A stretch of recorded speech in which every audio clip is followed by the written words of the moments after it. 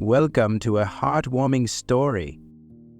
In a luxurious yet cold mansion, James Whitaker, a lonely man, meets Emma, a little girl abandoned and trembling on a park bench. This fateful encounter changes them both, beginning a journey of healing and hope. Don't forget to hit like if this story resonates with you and subscribe so you won't miss the next ones. Let's dive into a story that will touch your heart right now. The mansion stood like a silent sentinel against the Charleston skyline, a grand, sprawling structure drenched in opulence yet devoid of warmth. Within its gilded walls, James Whitaker, a man of immense wealth but aching solitude, lived a life of shadows. Despite his riches, his days stretched hollow, a symphony of muted tones where joy was a note long forgotten. That evening, the city's air was thick with the scent of impending rain, the sky painted in dramatic strokes of ash and amber. James, feeling the weight of his empty home, took his usual solitary walk through the park.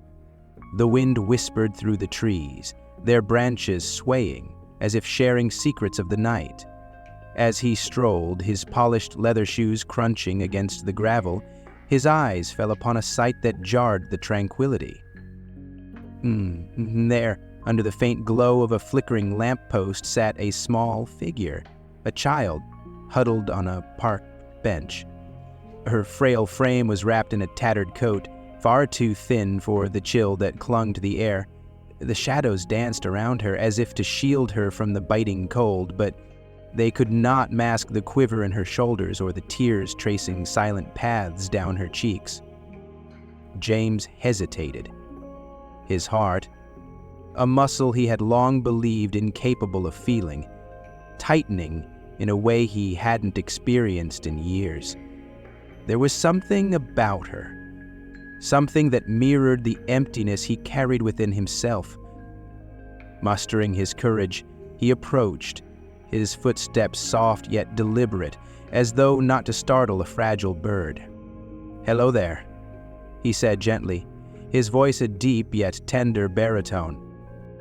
The girl flinched, her wide eyes snapping toward him. They were a startling shade of emerald, glistening with fear and sorrow, like jewels trapped beneath layers of grime. She said nothing at first, clutching a threadbare teddy bear to her chest, its one remaining button eye staring forlornly into the night. "What are you doing out here all alone?" James asked, kneeling down so his gaze met hers. His tailored coat brushed against the damp ground, but he didn't seem to notice. Her voice wavered, barely more than a whisper. I don't have anywhere else to go." The words pierced through James like a shard of glass. He leaned in slightly, careful not to overwhelm her. "Where are your parents?" "They didn't want me anymore," she murmured, her words heavy with a heartbreak far too profound for someone so young. "They said I was too much trouble." James's chest tightened. He saw in her a reflection of his own abandonment, not by family, but by the hands of life itself. The mansion, the wealth, the prestige, they were all gilded cages, trapping him in a world devoid of true connection. And now, before him, sat a child cast out into the same abyss he knew too well. "Would you like to come with me?" he asked softly, extending his hand. "I have a place you can stay, a warm place, and food, too." The girl hesitated, her small fingers clutching the bear tighter as she studied him. Distrust lingered in her gaze, a shield forged by betrayal. But there was something in his eyes, a quiet sincerity that broke through her defenses, if only for a moment. Slowly, hesitantly, her tiny hand reached out and clasped his. Her touch was ice against his skin, yet it ignited a warmth deep within him, a flicker of something he dared not name. "Okay," she whispered almost inaudibly. James stood, gently pulling her to her feet. She stumbled slightly, her thin legs struggling to support her weight, but he steadied her. Together they walked through the dimly lit streets, the city's light twinkling in the distance like scattered stars. She clung to his hand as though it were a lifeline, her trust fragile yet unwavering in that moment. As they approached the mansion, its imposing silhouette loomed larger with each step. To Emma, it must have seemed like the palace from a fairy tale, a place of impossible grandeur. Yet inside, James knew, it was merely a shell, no different from the park bench she had just left. Still, for the first time in years, the house didn't seem so empty. When they entered, the warmth of the interior enveloped them both. Emma's eyes widened as she took in the lavish surroundings, her hand still clutching his. James led her to the fireplace, its flames crackling softly, casting a golden glow across the room. He fetched a blanket and draped it around her shoulders, then knelt to meet her gaze once more. "You're safe here," he said quietly. "Whatever happened out there, it doesn't matter now. You're not alone anymore." Emma nodded, though her eyes remained guarded. The sadness in her gaze was a quiet storm, swirling and unrelenting, yet beneath it, James thought he glimpsed something else, a spark of hope, fragile but alive. That night, as Emma fell asleep in a bed far too grand for her small frame, James sat in the adjacent room, staring into the fire. For the first time in years, he felt a purpose stirring within him. The mansion, the wealth, the empty life he had built, it all seemed to pale in comparison to the simple act of holding that child's hand. Unbeknownst to him, the encounter was not just a turning point for Emma. It was the beginning of a journey that would change them both forever. The mansion, once a hollow monument to James Whitaker's solitary existence, now resonated with faint echoes of life. Emma's timid presence had filled its grand halls with a delicate thread of hope, fragile yet transformative. But as days turned into weeks, James began to piece together the heartbreaking fragments of the young girl's past, a tapestry woven with neglect, pain, and unfulfilled promises. It began with small, reluctant confessions during their quiet evenings by the fire. Emma, curled under a thick wool blanket, clung to her threadbare teddy bear while James read aloud from an old storybook. Her eyes would dart to him occasionally, as though measuring the sincerity in his voice. Then, one evening, as he paused to turn a page, her soft voice broke the silence. "They said I was sick," she murmured, her words barely audible over the crackling flames. James set the book down, his focus shifting entirely to her. "Who did, Emma? Your parents?" She nodded, her gaze fixed on the flickering fire. "They said it was too expensive to fix me, that I wasn't worth it." James's heart clenched. He leaned forward, his voice steady yet gentle. "Emma, you're worth everything. Don't ever think otherwise." Her lip quivered, but she bit down, refusing to cry. "They didn't want me anymore. They said I was better off with someone else, but no one came, so they just left me." James could feel the fury rising within him, a white-hot anger tempered only by the need to remain calm for her sake. He reached out, placing a hand lightly on her shoulder. "Emma, no one will take you away. You have my word." Her small hand reached out to grasp his sleeve, her grip surprisingly firm. "Promise?" "I promise," he said without hesitation, his voice filled with conviction. That night, James couldn't sleep. Emma's words replayed in his mind, each one a dagger to his conscience. He was no stranger to the cruelty of the world, but to abandon a child under the guise of practicality was a cruelty he could scarcely fathom. Determined to help her, he resolved to investigate the truth behind her supposed illness. The next morning, James called upon his vast network of contacts, arranging for Emma to see a specialist. The appointment was set for the following day, and James spent the interim reassuring her. He framed the visit as an adventure, but Emma's anxiety was palpable. She clung to him as they entered the clinic, her small hand clutching his as though he were the only anchor in a turbulent sea. If you find it interesting, please comment number 2. If it is not interesting, please press number 1 so we can fix the content to be better and better. Inside, the sterile smell of antiseptic and the hume of fluorescent lights made Emma shrink further into herself. A kind-looking doctor greeted them, her warm smile doing little to ease Emma's fear. James knelt to meet Emma's gaze, his hands resting on her small shoulders. "Emma," he said softly, "this doctor is here to help. I'll be right here the whole time, okay?" She nodded reluctantly, though her grip on his sleeve didn't loosen. As the doctor began her examination, Emma flinched at every touch. Her eyes darted to James repeatedly, searching for reassurance. He stayed close, his presence a constant source of comfort. When the examination concluded, the doctor excused herself to review the initial results, leaving James and Emma alone in the room. "Am I going to be okay?" Emma asked, her voice trembling. James knelt beside her chair, taking her hand in his. You're going to be more than okay. We'll figure this out together, I promise." When the doctor returned, her expression was one of cautious optimism. She held a folder of preliminary results, which she handed to James. He scanned the document, his brow furrowing as he read. "It appears," the doctor began, "that Emma's condition may not be as severe as initially thought.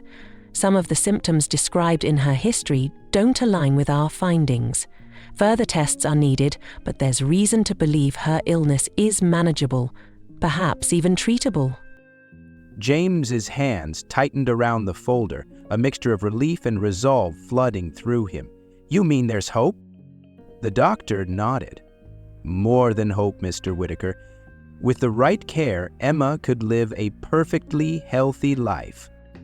James's mind raced as he left the clinic, Emma walking quietly beside him.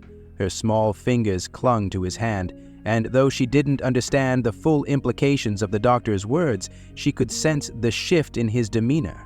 His usual calm had been replaced by a fiery determination. At home, James pored over the medical report, his thoughts a whirlwind. How could her parents have abandoned her without seeking the truth? The idea was unfathomable. He glanced toward the living room, where Emma sat on the floor, coloring in a book he had bought her. Her brow furrowed in concentration, a brief moment of innocence amidst the storm of her young life. "Emma," he called softly, walking into the room. She looked up, her eyes wary but curious. "Yes?" He knelt beside her, placing a hand on her shoulder. "We're going to do everything we can to make sure you're healthy. You won't have to go back to the way things were." Her eyes filled with tears, and she threw her arms around his neck. "Thank you," she whispered, her voice breaking. "Please don't let them take me. I don't want to go back. They didn't love me." James hugged her tightly, his voice steady despite the emotion threatening to overwhelm him. "No one will take you away, Emma. You have my word." The days that followed were a flurry of activity. James arranged for further tests, consulted specialists, and dove headfirst into understanding Emma's condition. He began to see her not as a burden, but as a beacon, a chance to bring light into his once dark existence. Each evening, they would sit by the fire, Emma gradually opening up about her past, her parents' indifference, the nights spent crying herself to sleep, and the constant feeling of being unwanted. Each revelation hardened James's resolve. He wasn't just helping Emma for her sake. He was helping her for his own, to fill the void that years of loneliness had carved into his soul. One evening, as they shared a quiet dinner, Emma looked up at him with wide, trusting eyes. "Why are you helping me?" James set down his fork, his gaze steady. Because someone should have helped you a long time ago. And because I believe everyone deserves a second chance, especially you. Her lips curved into the faintest of smiles, the first he had seen from her. It was a small victory, but to James it was everything. Unbeknownst to either of them, their bond was growing into something neither had anticipated. For James, Emma was not just a responsibility, she was a chance to rewrite his life story. And for Emma, James was more than a savior. He was the father figure she had always dreamed of, but never thought she'd find. Their journey had only just begun, but in each other, they had found the strength to face whatever lay ahead. The warmth that Emma brought into James's life felt like a fragile bloom, defying the harsh frost of his past. But even the purest light casts shadows, and James was about to discover that not everyone who offered help had noble intentions.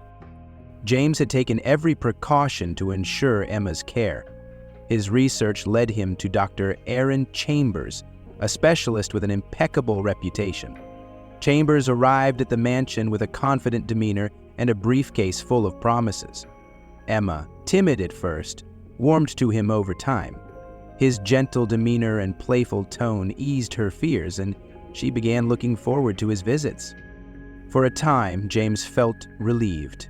Chambers appeared to be exactly what Emma needed, a guiding hand to unravel the mystery of her health. But as the weeks wore on, James began to notice cracks in the doctor's polished facade. It started with the bills. Although Chambers had initially assured James that his services were pro bono, a gesture of goodwill for Emma's plight, unexplained charges began appearing. James's accountant flagged several invoices marked with cryptic fees, special assessment, supplementary analysis, and other vague terms. When James confronted Chambers during a routine visit, the doctor smiled, a slick, practiced expression that failed to reach his eyes. "Mr. Whitaker," Chambers said smoothly, "children like Emma come with complications. If there are extra fees, that's just part of the service." James's stomach churned. "Complications?" His voice was steel, his eyes narrowing. "You said you were helping her at no charge. I trusted you to care for her, not exploit her." Chambers' mask slipped for a fraction of a second, revealing something cold and calculating beneath. He recovered quickly, his tone placating. "It's standard procedure. If you'd like, I can break down the charges for you." "No," James said firmly, his voice like thunder in the room. "You'll pack your things and leave today." Emma, peeking from the doorway, sensed the tension. She clutched her teddy bear tightly, her wide eyes flitting between the two men. And Dr. Chambers going away?" she asked hesitantly, her small voice cutting through the silence. James turned to her, softening instantly. "Yes, sweetheart. But don't worry, I'll find someone else, someone better." Chambers leapt with a thinly veiled sneer, muttering something under his breath as he disappeared into the night. James watched him go, a storm brewing in his chest. He had made a vow to protect Emma, and he wasn't about to let anyone break that promise. Not long after Chambers' departure, another storm loomed on the horizon. One crisp afternoon, as James worked in his study, the intercom buzzed. The voice of his housekeeper came through, hesitant and uneasy. "Mr. Whitaker, there's a man at the gate. He says he's here about Miss Emma." James's blood ran cold. He strode to the front window, peering out at the driveway. A sleek black car idled at the gate, its polished surface gleaming ominously under the autumn sun. Beside it stood a man in a sharp suit, his stance casual but his presence anything but. When James approached, the man offered a tight smile and an envelope. "Mr. Whitaker, my name is Mr. Yates. I represent Emma's biological parents." James's jaw tightened, his fingers itching to crush the envelope in his hand. "They abandoned her," he said sharply. "They lost any claim to her the moment they walked away." Yates raised a placating hand, though his eyes gleamed with predatory intent. "Let's not be hasty. They're willing to relinquish custody entirely for a modest sum." James's grip on the envelope tightened. "Modest," he hissed. "Name your price." It shrugged, as if discussing a business transaction rather than a child's life.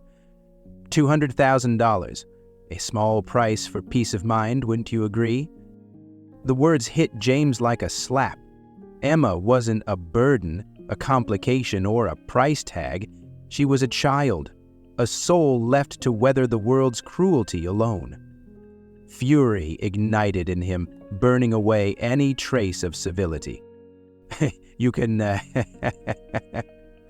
tell her so-called parents," James said, his voice low and dangerous, "that I wouldn't give them a dime, not for custody, not for anything.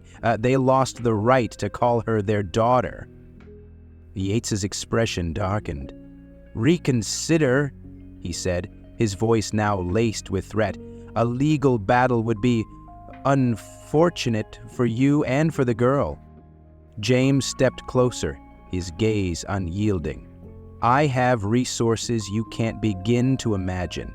If you or her parents come near her again, I will ensure you regret it." The silence that followed was heavy, broken only by the rustle of leaves in the breeze. Finally, Yates retreated to his car, his facade of confidence cracking under James's glare. As the car disappeared down the long driveway, James remained rooted to the spot, his fists clenched at his sides. That evening, James sat by the fire, his mind a whirlwind of rage and worry. Emma played quietly nearby, unaware of the storm raging within him. She was safe for now, but the threats surrounding her felt like wolves circling their prey. James knew he couldn't rely on the system to protect her. He would have to be her shield. Emma approached him, holding up a drawing she had made. "Do you like it?" she asked shyly. James looked down at the picture. It was a crude but heartfelt rendering of the two of them, hand in hand, standing in front of the mansion. Above them, a sun with an impossibly wide smile beamed down. "It's beautiful," he said, his voice thick with emotion. He pulled her into a hug, holding her close. "You're safe, Emma. I won't let anyone hurt you." She snuggled into his chest, her small arms wrapping around him. "I know," she whispered. "You're my family now." Her words pierced through his turmoil, anchoring him in a way he hadn't expected. Emma wasn't just a responsibility. She was his reason to fight. And fight he would, against anyone who dared threaten the fragile bond they had built. Unbeknownst to them both, the battle for Emma's future was far from over. The wolves were still circling, and James would soon face trials that would test his resolve, his strength, and his love for the little girl who had reignited his heart. But for now, in the quiet warmth of the firelight, they were simply a father and daughter, holding on to each other against the world.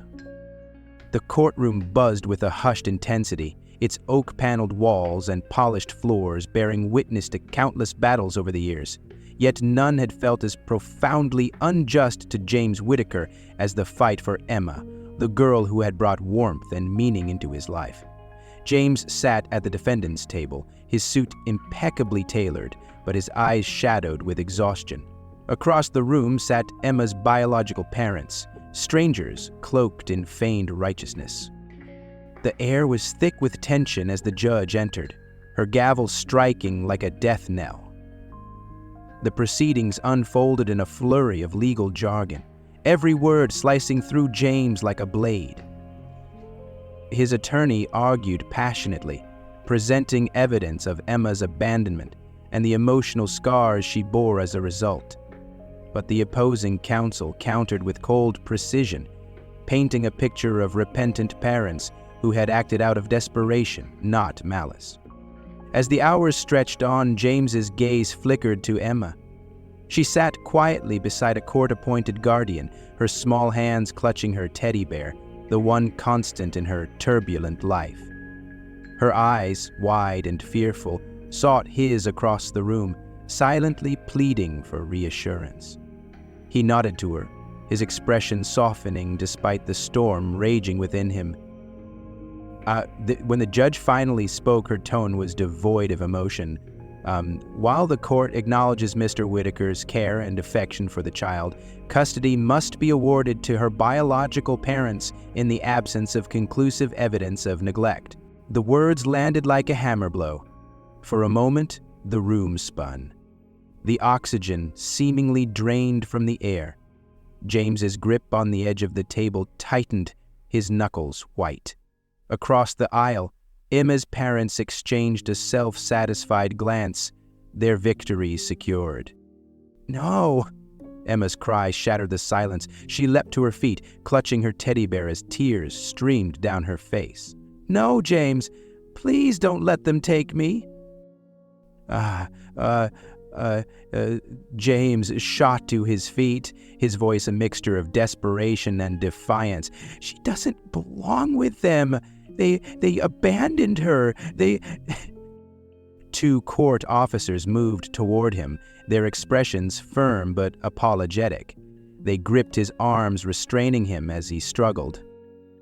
"Emma, I won't let them keep you.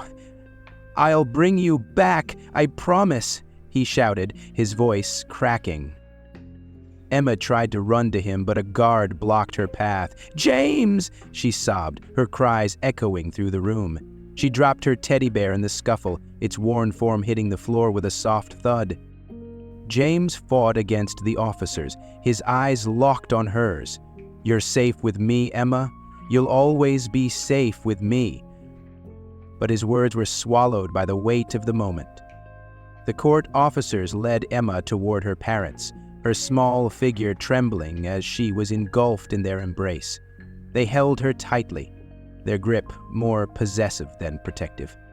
Emma's cries faded as the doors closed behind her, leaving James alone in a courtroom that suddenly felt colder than any prison. The mansion had never felt emptier. Its grandeur, once a testament to James's success, now mocked him with its silence. Emma's laughter, her small footsteps echoing through the halls, were memories that clawed at his mind. He wandered aimlessly from room to room, his hands brushing against the things she had left behind, a crayon drawing pinned to the refrigerator, a forgotten toy car on the living room floor. In the study, he found her teddy bear, abandoned in the chaos of the courtroom. He sank into his armchair, clutching the worn toy as though it were a lifeline. The fire crackled weakly in the hearth, its light casting shadows that seemed to dance with his despair.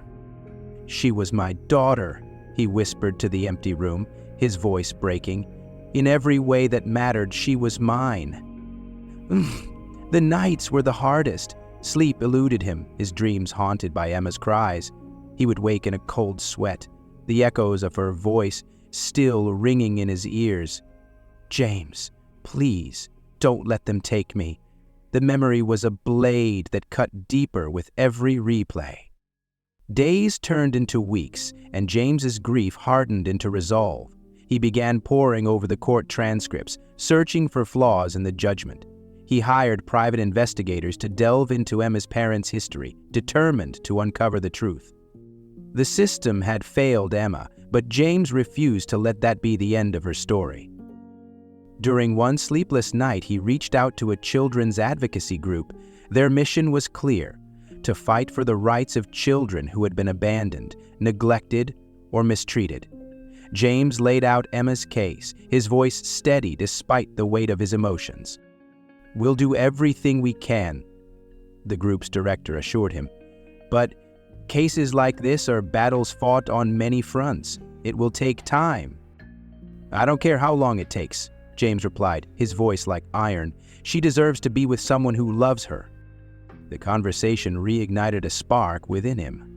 Emma's absence was a gaping wound, but it also reminded him of the purpose she had brought into his life. She had been his light, and he would fight to bring her home. One afternoon, as James sat on the front steps of the mansion staring out at the long driveway, a delivery van approached. The driver handed him a small package. No return address, just his name scrawled in a child's handwriting.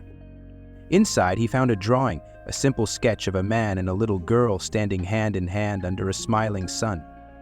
Beneath it, in wobbly letters, were the words, "I miss you, James." Tears blurred his vision as he held the drawing close.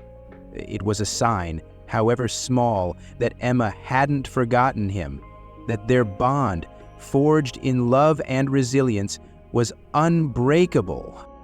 As the sun dipped below the horizon, casting the mansion in twilight, James stood, the drawing still in his hand. The fight was far from over, but for the first time since that fateful day in court, he felt a glimmer of hope. "I'll bring you back, Emma," he whispered, his voice steady, "no matter what it takes." And with that promise, the shadows began to recede, leaving room for the light to return. The days following Emma's forced removal stretched into weeks of quiet agony for James Whitaker. His once grand mansion, now cloaked in silence, seemed to grieve with him. The gilded halls that had echoed with Emma's laughter now felt hollow, their ornate beauty a cruel reminder of her absence. Yet, amidst the despair, a seed of hope began to take root, one that would transform grief into action. It arrived in the form of Samuel Klein, a retired caseworker with a weathered face and kind, knowing eyes. James met him at a small cafe in the heart of Charleston. The man's handshake was firm, his demeanor unassuming, but the folder he carried radiated an undeniable weight. "I've been following Emma's case," Klein began, his voice steady but tinged with urgency, "and I believe I have information that could change everything." James leaned forward, his heart hammering. "What kind of information?" Samuel opened the folder and slid a series of documents across the table. Among them were court transcripts, medical records, and, finally, a birth certificate. James's eyes widened as he scanned the details. "Emma's stepfather," Samuel explained, "is not her biological father. Her true father, a man named Christopher Everett, had no knowledge of her existence. The Everetts, well, I assume you've heard of them." James nodded. The Everett family was practically royalty in Charleston, a dynasty built on old money and influence. If what Samuel said was true, Emma wasn't just a little girl lost in the system. She was the rightful heir to one of the city's most powerful families. Didn't he know?" James asked, his voice low. Samuel sighed. Emma's mother and stepfather kept her lineage hidden. They feared losing control over her. Control they exploited at every turn. The words ignited a fire in James's chest. He gripped the edges of the table, his knuckles whitening. They didn't just exploit her. They destroyed her trust, her sense of safety. They stole her childhood. Samuel nodded solemnly. "But now, you have the chance to give it back." Armed with this revelation, James reached out to the Everett family. A meeting was arranged at the Everett estate, a sprawling property that rivaled even James's mansion in its grandeur. Lillian Everett, Emma's paternal grandmother, greeted James with a handshake that belied her age. Her silver hair framed a face etched with both grace and sorrow. She listened intently as James recounted Emma's story, her expression hardening with every word. "They abandoned her," James concluded, his voice trembling with restrained anger.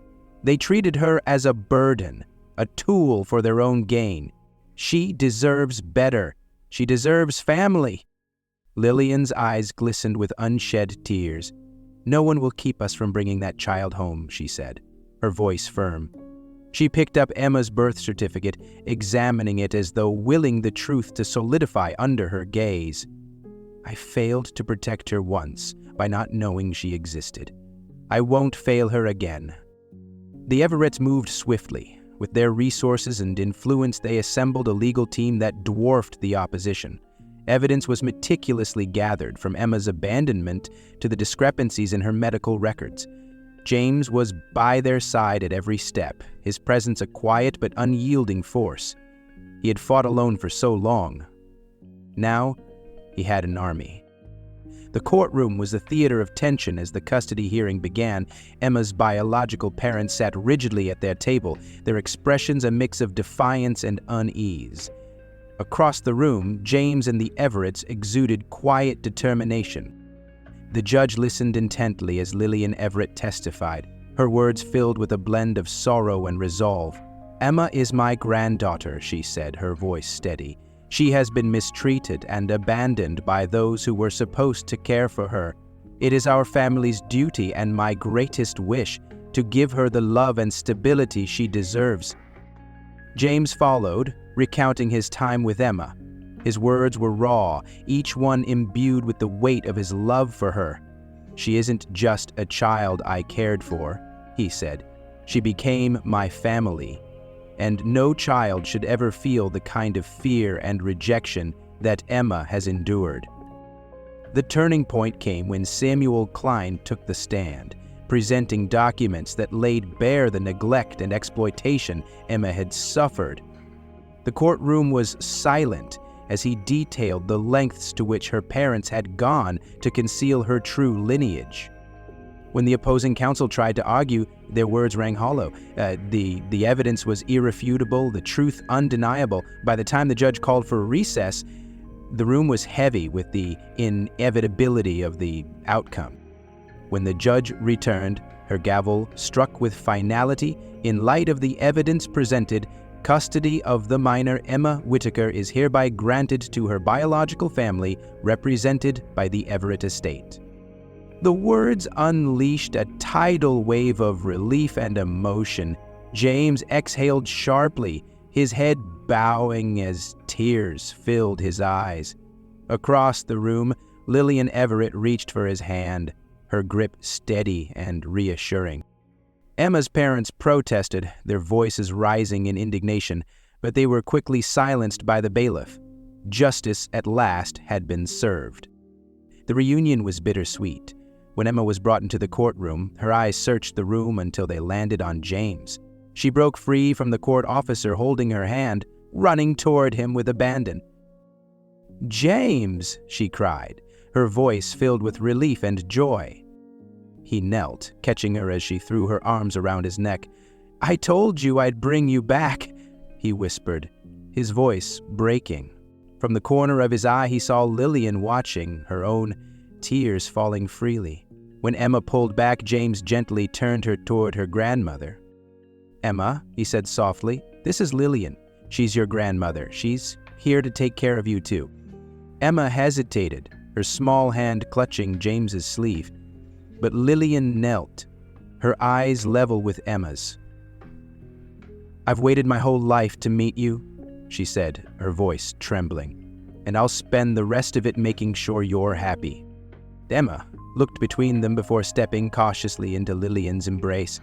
For the first time in years, she was surrounded by love, not fleeting or conditional, but steadfast and unshakable.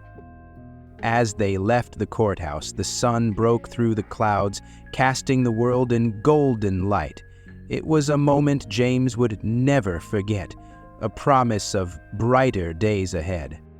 Though Emma would now live with her biological family, James remained a part of her life. Their bond, forged in love and resilience, could not be broken. Together with the Everetts, he ensured that Emma's future would be filled with the stability and affection she had long been denied. For James, the fight for Emma was more than a battle for custody. It was a testament to the transformative power of love, a reminder that even in the face of injustice, hope could prevail. And as he watched Emma run ahead, her laughter ringing through the air, he knew they had both found something more than family. They had found a home. The Everett estate was a place of quiet majesty, its sprawling gardens and towering oaks offering a sense of timeless stability. Yet, for James Whitaker, the greatest beauty on that land was the sight of Emma running toward him, her laughter ringing through the warm summer air. Her smile was brighter than the sunlight filtering through the trees, and in that moment, James felt a peace he hadn't known in years. "James!" she cried, her voice filled with unrestrained joy. Her small feet carried her faster than her arms, which reached out to him long before she arrived. When she finally threw herself into his embrace, it was as though time itself paused, holding the moment sacred. "I knew you'd come for me," she said, burying her face in his shoulder. "You're my family, too." James held her tightly, his eyes brimming with tears. "You'll always have a place with me, Emma," he whispered. "You're the daughter I never had." From the terrace, Lillian Everett watched the reunion with a soft smile. She had come to cherish James as much as her granddaughter, seeing in him the strength and selflessness that had kept Emma safe through her darkest days. Together, they had built a new foundation for Emma, one of love, safety, and unyielding support. The years that followed were transformative for Emma. Surrounded by the Everett's resources and James's unwavering presence, she began to flourish.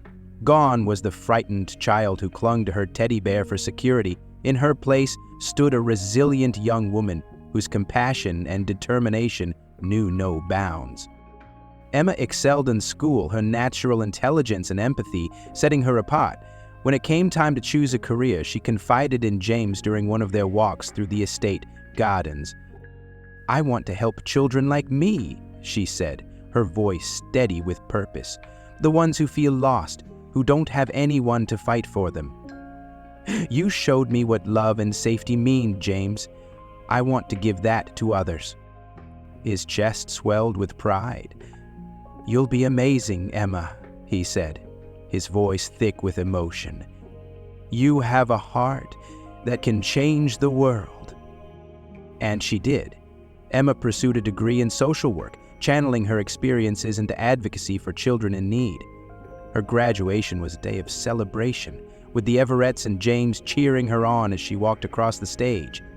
James, seated in the front row, felt a sense of fulfillment he hadn't thought possible. Emma's journey was his greatest legacy, a testament to the love they had shared. For James, life became richer in Emma's presence. Though she now lived with the Everetts, their bond remained unshakable. She visited him often at the mansion, filling its once empty halls with laughter and stories of her work. They celebrated holidays together, their shared traditions a reminder of how far they had come. Emma's career brought her into contact with countless children, each one a reflection of her own past struggles.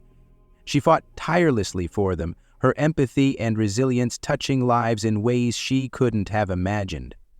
One day, as she recounted a particularly challenging case to James, she paused, her expression thoughtful. "You know," she said, "every time I help a child find a home, I think of you. You showed me what it means to be truly loved. I just hope I can give them the same." James reached across the table, taking her hand in his. "You already have, Emma. You're giving them something no one can take away. Hope. If you find it interesting, please comment number 2. If it is not interesting, please press number 1 so we can fix the content to be better and better." The story of James and Emma wasn't just one of loss and recovery. It was a narrative of redemption. For James, Emma had transformed his life of solitude into one of purpose and joy. Through her, he rediscovered the beauty of connection and the power of love to heal even the deepest wounds. For Emma, James had been her anchor in a world that seemed bent on breaking her. His love had given her the strength to rebuild herself, piece by piece, until she became a beacon for others. Together, they had created something extraordinary, a family born not of blood, but of choice and resilience. The final chapter of their story was one of quiet triumph. Emma, now a respected social worker, stood as a testament to the power of compassion. James, his hair silvering with age, watched her with pride, his heart full. Though life had tested them both, it had also given them a gift, each other. One afternoon, as they sat together on the Everett Estates porch, Emma handed James a framed photo. It was a picture of them at her graduation, her arm around his shoulders and their smiles radiant. "I want you to keep this," she said, "so you'll always remember what you've done for me." James took the photo, his fingers brushing its edges with reverence. "I'll never forget, Emma, not a single moment." The sun dipped low on the horizon, casting the world in hues of gold and amber. As they sat together, the past faded into the background, leaving only the promise of the future. Their bond was unbreakable, their love enduring, a light that had guided them through the darkest of times.